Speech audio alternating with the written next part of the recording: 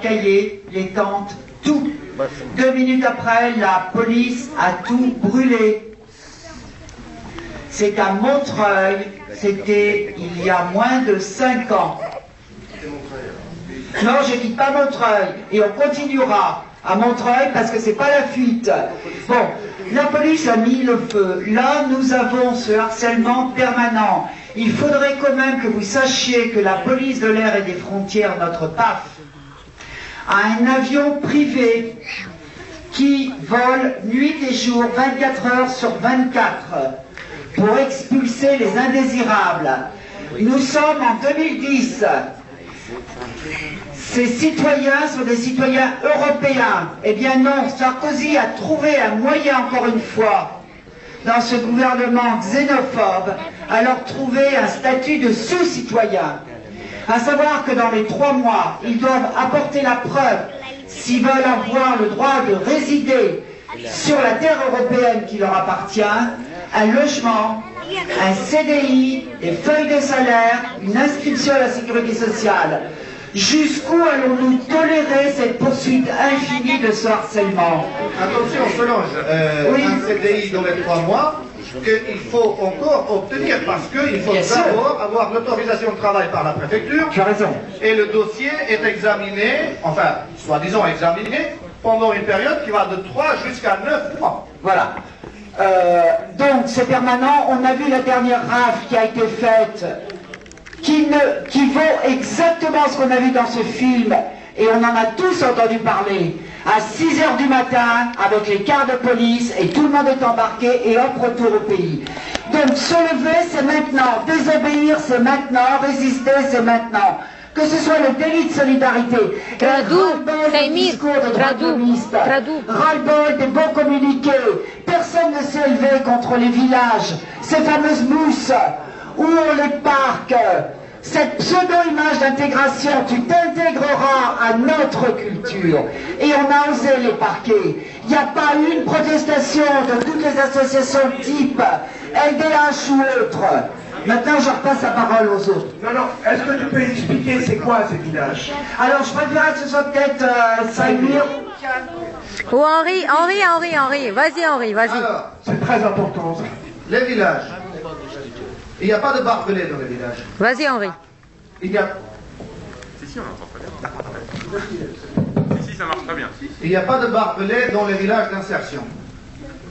Ni l'uniforme orange. Mais il y a des barrières en tôle qui sont plus hautes que les petits bungalows qu'on met là pour que les ciganes puissent rester dedans. Et tenez d'ailleurs, bungalow, en Roumanie, bungalow, ça veut dire diabolique. Et ces mousses-là, c'est du business. C'est du business qui est... il y a dans lequel il y a des dividendes, comme dans tout business. Sans ordre d'importance pécuniaire, parce que l'opacité est extrême sur ces villages d'insertion. Les titulaires des dividendes, c'est qui? L'État, par le biais de la préfecture. La préfecture signe la mousse. Mousse, ça veut dire maîtrise d'œuvres urbaines et sociales. Quel est son bénéfice là-dedans? C'est surtout de pouvoir mettre dans des avions les 90 à 95% du groupe de Roms dans une ville donnée qui ne sont pas pris dans le dispositif mousse. C'est-à-dire qu'on prend 5 à 10% des Roms qui sont dans une ville, on les met dans un projet dit d'insertion et la grande majorité se ramasse des obligations de quitter le territoire français qui coûtent, selon une estimation faite par le Sénat français, donc un peu plus de 20 000 € par tête de pipe. 22 000, voilà. Donc c'est encore nos impôts qui payent la démagogie par laquelle on nous prend pour des imbéciles, on va dire, mais nous sommes heureux de payer. Il y a ensuite la mairie de la ville en question qui met en place un tel dispositif. Elle se lave un peu les mains et dit voilà, nous faisons quelque chose pour les Roms parce que c'est inacceptable qu'ils soient dans des bidonvilles et le violon y va. Ensuite, on a les gestionnaires, et ça, ce n'est rien de nouveau parce que les villages d'insertion pour les Roms, en fait, ce n'est absolument rien de différent que les aires d'accueil pour les gens du voyage. Aires d'accueil pour les gens du voyage qui ne sont pas créées dans leur totalité. Il y a environ un tiers qui est créé depuis 20 ans qu'on en parle. Et pourquoi? Parce que ça coûte trop cher. Ce n'est pas qu'on met des robinets au nord dans des aires d'accueil, hein, mais parce que les aires d'accueil, on les met entre un cimetière, une usine et une autoroute et une déchetterie. Et donc, il y a des travaux à faire avant de pouvoir installer des gens, des travaux d'assainissement qui ne sont jamais de long effet. Et puis ça coûte trop cher politiquement aussi. Et politiquement aussi. Parce que les lovés, ils en trouvent toujours. Mais c'est politiquement que ça coûte trop cher. Dans la perspective de l'électoralisme. Et voilà, donc on refait la même chose, gardien. Les villages d'insertion, vous pouvez vous y aventurer, vous ne pouvez pas entrer. Parce qu'il y a un gardien qui interdit l'accès à toute personne qui n'est pas inscrite comme prise en charge. Les fameux prises en charge, parfois avec des chiens. C'est pas systématique, mais parfois il y a des chiens comme ce qu'on voit dans le... Miri, dis aussi que les gens, ceux qui sont dans le village d'insertion, par exemple à Saint-Ouen, et ceux qui sont à Saint-Denis, par exemple, la famille de Saint-Denis voilà, ne peut pas y aller... La même famille, quand je dis la même famille, c'est le père est à Saint-Denis, sa fille est à Saint-Ouen, tous les deux dans des villages d'insertion. Ils n'ont pas le droit. On ne peut pas se rendre visite l'un à l'autre. Ça va jusque-là. Il faut être inscrit sur une liste, il faut avoir une autorisation préalable pour entrer là-dedans.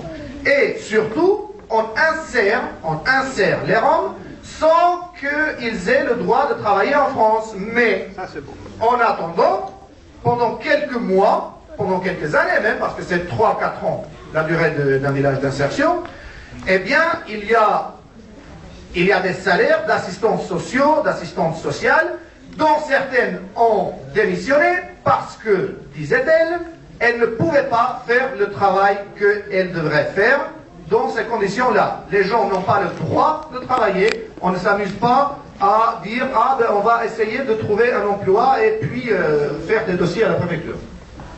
Peut-être on va rajouter juste un mot.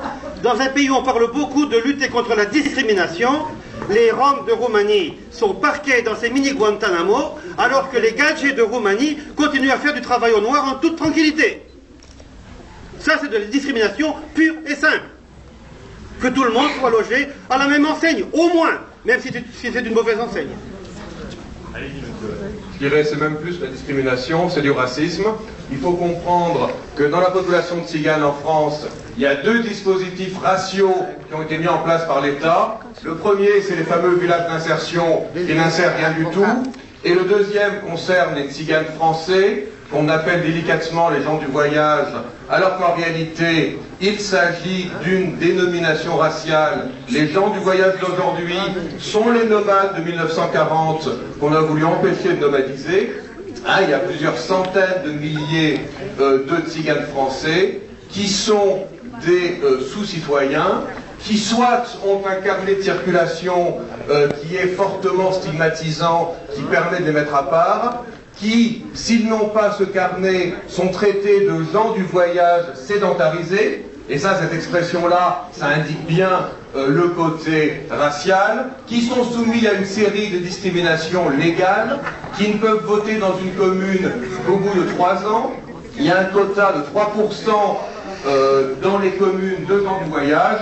Donc tout cela, il faut que ça s'arrête, il faut qu'on arrête de traiter la question tzigane comme une question spécifique, il faut qu'on arrête l'apartheid juridique, il faut qu'on arrête les villages d'insertion, et il faut surtout, le plus urgent, le plus important, c'est qu'on fasse disparaître du droit français ce statut de gens du voyage, pour qu'enfin les voyageurs français, les tziganes, soient traités comme des citoyens à part entière. Et ça fait des années, ça fait des décennies que ça dure. Ça dure depuis 1912, depuis le carnet anthropométrique qui a permis l'internement. C'est le carnet anthropométrique qui a permis l'internement en 1939.